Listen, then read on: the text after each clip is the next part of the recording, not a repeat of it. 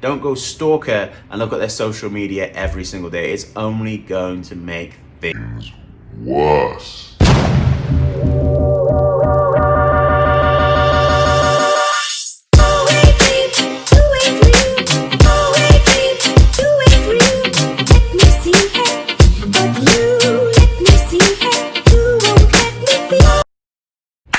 Good morning, everyone. I'm Trey with the First Date Fix. Last time, I spoke to you all about what you should do when you go through a horrible breakup.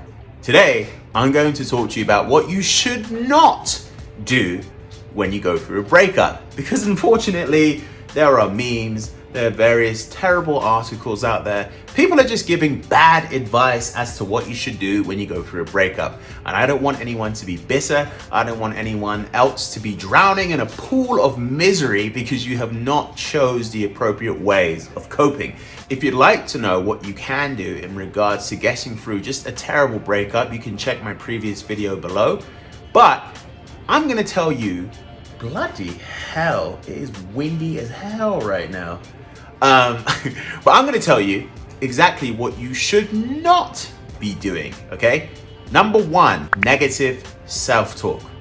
Negative self-talk is a term coined by psychologists when essentially what you're doing is you're inside your own head telling you that you're not good enough and that they could have done better and that you were the issue the whole time in the relationship and that you're just a terrible person. You know, maybe you didn't talk to them enough. Maybe you didn't give them A, B, C, or D enough. Essentially, negative self-talk is you telling yourself that you are garbage and you're not worth it and that everything that happened in that relationship is your fault. Please do not do negative self-talk.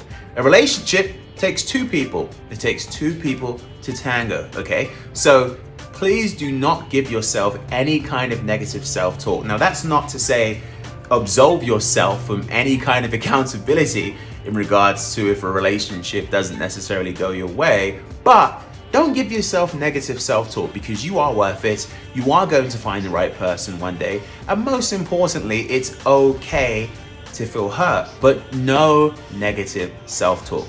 Trust me, your mom wouldn't like it.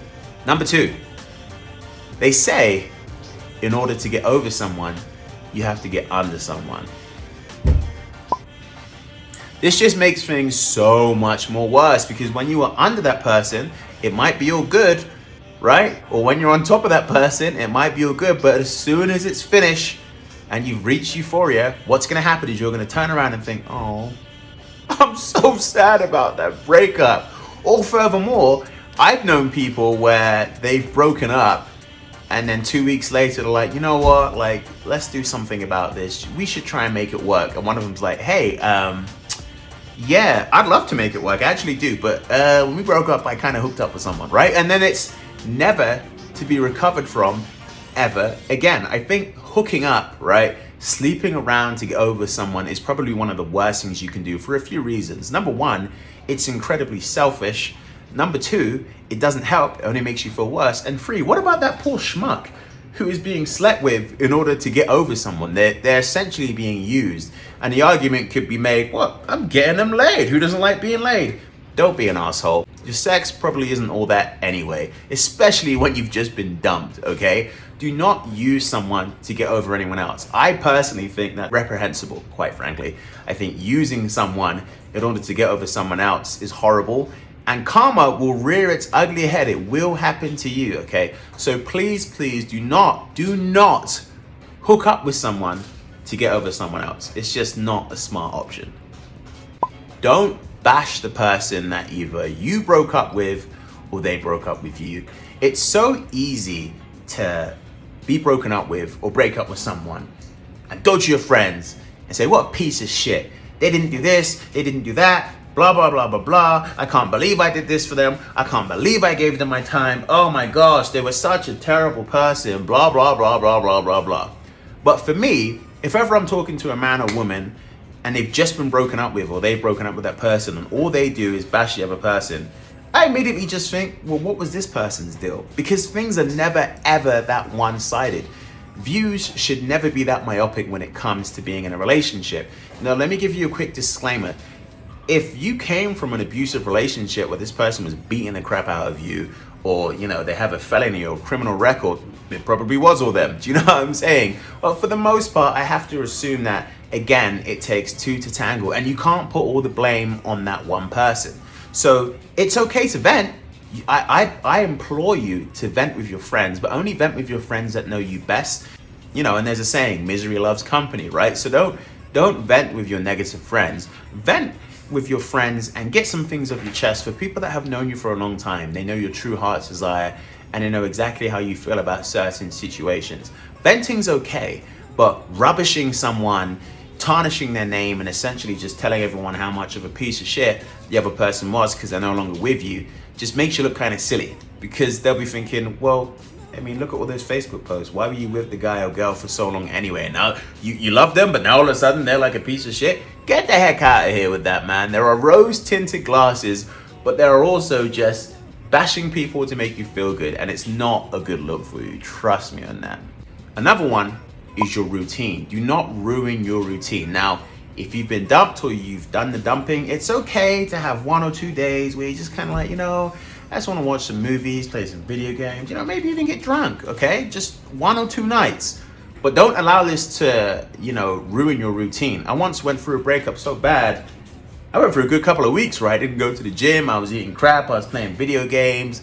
I gained like a couple of pounds, and I remember thinking, oh my gosh, this is terrible. Do not do that. In fact, it's important for you to keep a routine, but I'm not telling you what you should do. I'm telling you what you shouldn't do. So do not ruin a routine. Do not spend less time with your friends and family, okay? You want to be in a situation where you're being as consistent as possible.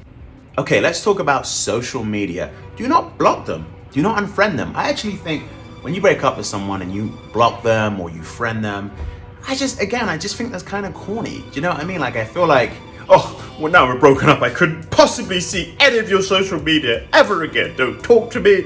Don't look at my social media. You don't get that part of my life. I just feel like that is incredibly dramatic.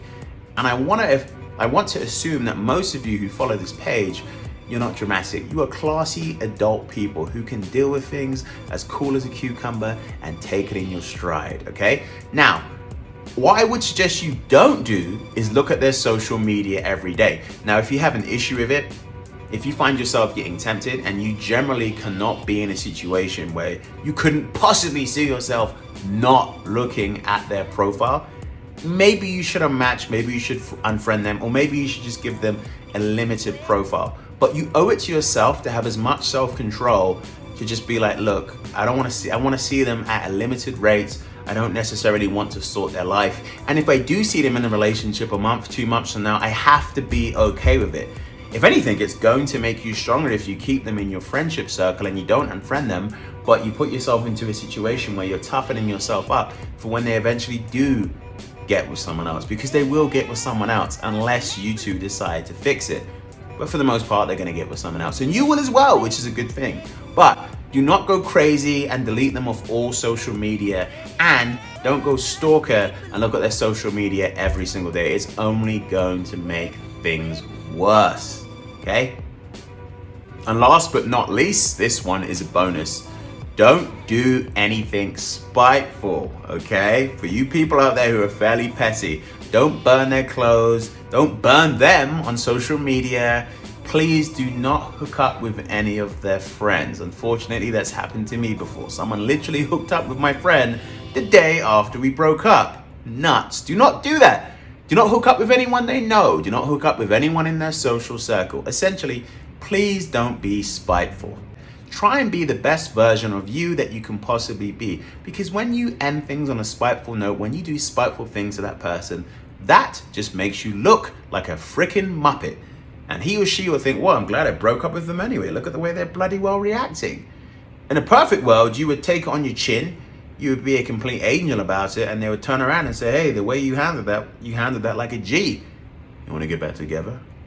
But at the same time, for your own conscience, for your own mental growth, just take it in your stride. There's no need to be petty, or there's no need to be spiteful in regards to ending things, okay? Thank you so much for watching this video. I really hope that if you are going through a breakup, you're very conscious of the things you decide to do and not do. It's going to be okay. Trust me, I've been there where I've literally had nightmares about the breakup and why it happened. You know, I've been there where I've been very, very upset and I wish there was something else that she and I could have done to possibly fix the relationship. But in reality, it's not meant to be. And there's always going to be someone else there who is going to love you, who's going to treat you the way you deserve to be treated, and who's going to help you understand that there's a better part of you within this heart of yours. Thank you so much for watching this video, and I hope you enjoy the rest of your day.